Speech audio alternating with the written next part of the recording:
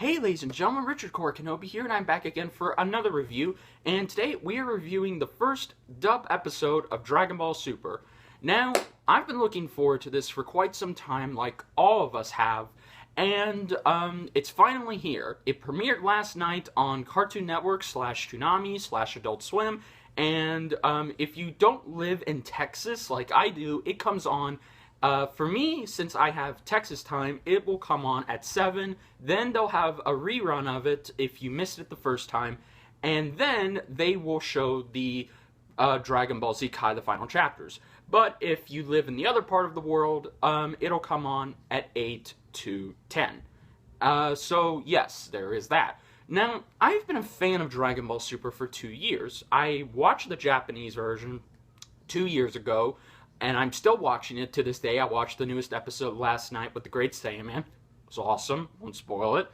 And I just gotta say, I have a fond new appreciation for the Japanese version. Now, I know that's not what most of us grew up with. Most of us love the dub. We grew up with the dub. It's understandable. You pretty much, have your own taste and your own opinion on what you like, and that's understandable. I like the Japanese and English dub of Dragon Ball, and I'm not the only one, but most people prefer the dub because of, you know, Goku's voice. But I'm just gonna say right now, like Sean Schemmel, the voice of Goku in the Funimation dub, I now have a new respect for Masako Nohazara, who has been voicing Goku and the entire Son Goku family for 30 years.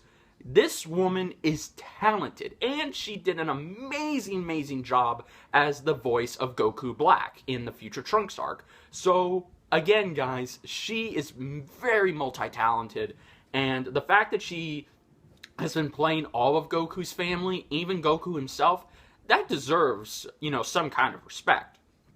But yes.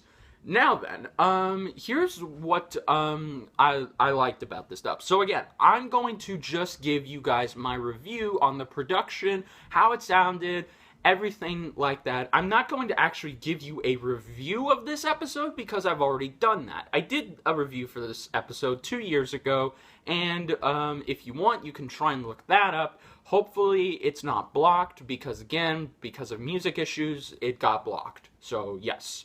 But just saying right now, I'm very happy that we finally are getting, Super dubbed, even though if you have been avoiding the Japanese version because of spoilers, you have about 70 episodes to catch up on, but not even that, because again, this is crazy. This is history right here.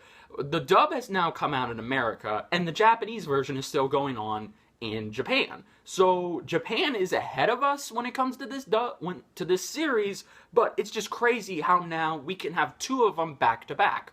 So I think that's very nice, and I just cannot wait to not only watch what's going on in the Japanese version, but now to finally go back and watch the improved arcs of the dub version. So yes, that's very exciting. Now then, with all this being said, let's go ahead and get into this. First, let me get on some nitpicks here, because there are some minor things that don't ruin my enjoyment of this episode, because I liked this episode back then. I still like it now. Nothing's changed. It's just the dub version. Because this is typical Toonami and its TV broadcast, they unfortunately had to cut the opening. Now, what I mean by that is that they chopped up the animations for the opening so it's out of order. So that now the opening is just mixed up. It doesn't make sense on what the story or the lyrics are trying to tell you.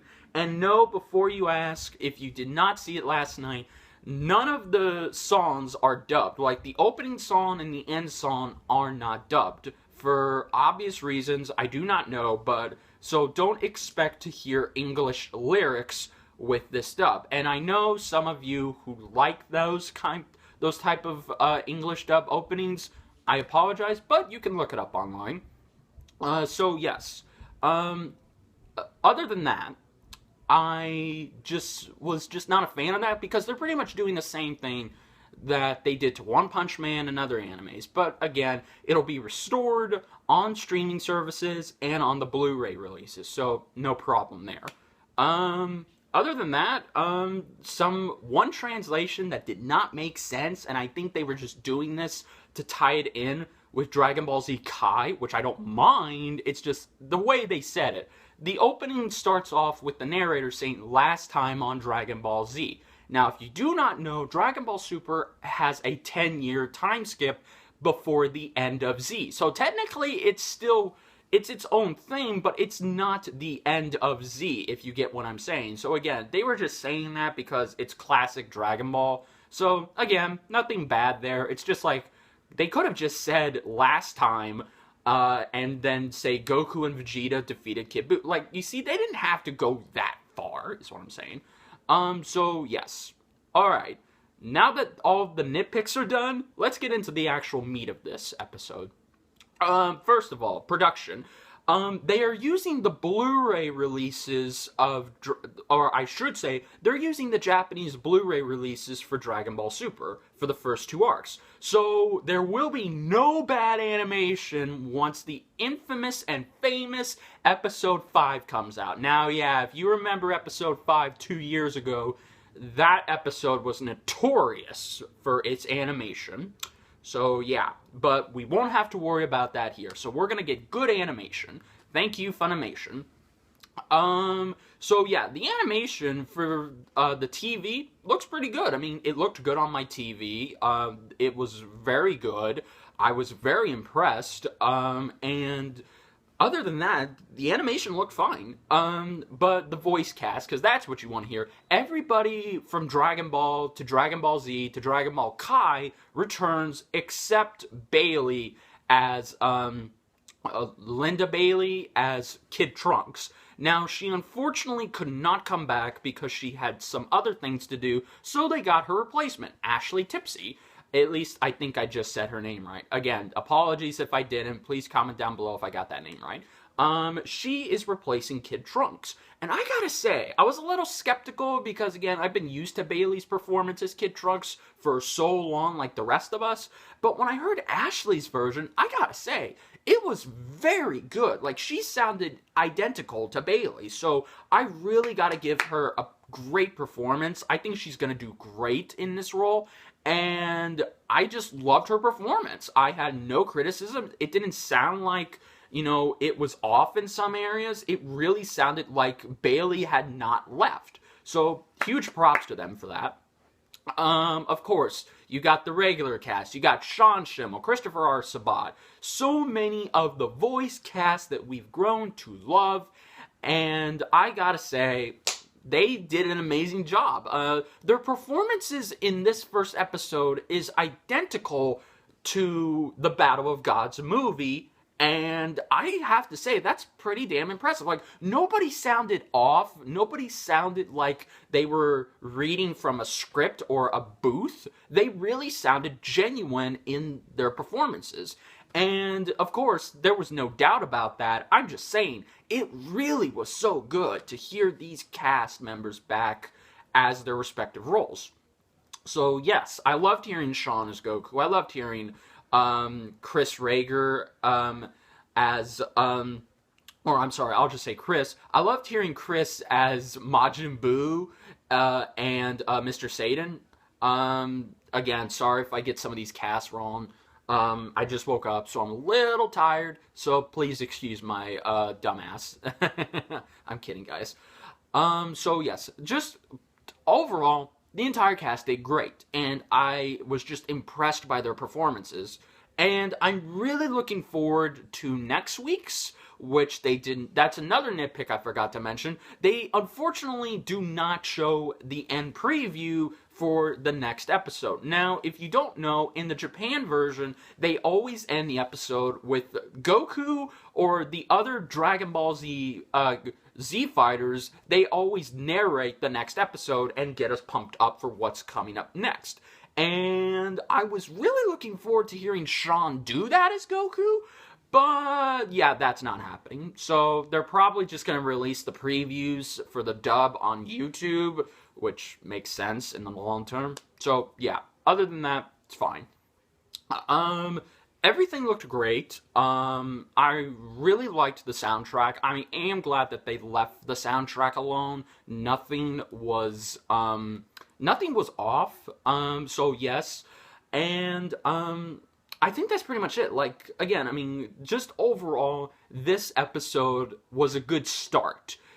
And I'm very much looking forward to what they have next. And I really can't wait to see, okay, how is this going to impact? Because again, it took 2 years for Dragon Ball Super in Japan to blow up, and it will not get canceled. It's gonna keep going as long as it can, depending on Akira Toriyama. And, that's good because this is a huge moneymaker in Japan. I mean, every episode makes a crap load of money, and the Future Trunks arc is what made Dragon Ball Super into a mainstream franchise over there, which it's always been, but it's thanks to the Future Trunks arc that now everybody is talking about Super. Everybody is a fan of Super. Even though they're voicing their criticisms, they're still fans. So I'm really excited to see how that impacts here with us. And overall, I can't think of anything else to say. I know you all were looking forward to me talking about the actual episode itself, but I'm sorry, guys. Again, I don't want to repeat myself because I have the same opinions. It was a good start. It was a nice, fresh of life episode to catch us up on what everybody's doing.